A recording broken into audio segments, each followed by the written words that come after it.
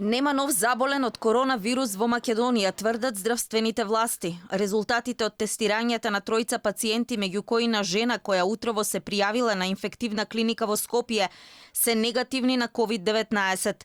Досега од ризичните подрачја на Италија во Македонија има пристигнато неколку автобуси и комбиња со наши државјани. Постоел обид на македонскиот конзул претходно до земјава да доставува информации колку патници се враќаат назад, но не може со сигурност да се гарантира дека сите се најавуваат. Дојдоа неколку комбиња и автобуси у текот на минатите денови, меѓутоа не можеме да бидеме сигурни дека сите се најавуваат. Значи, имаме најава за одредена бројка на наши државјани кои што доаѓаат од таму, меѓутоа има и дел од нив кои што доаѓаат без најава и важат овие прашалници и така натаму процедури кои што ги вршат граничните полицајци.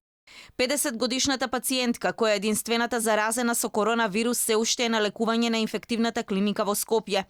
14 дена во изолација ќе останат и лицата кои имале контакт со заболената жена. На сила остануваат препораките за одржување лична хигиена, како и домашна изолација од 2 недели на лица кои се вратени од Италија. Иако вчера владата донесе препорака да не се организираат јавни собири, спортски надпревари, па се откажа и Струмичкиот и Прилепскиот карневал, Агенцијата за млади и спорт не ја испочитува владината препорака и денеска одржа манифестација во која учествуваат деца од 11 основни училишта од Велес, Тетово и Скопје.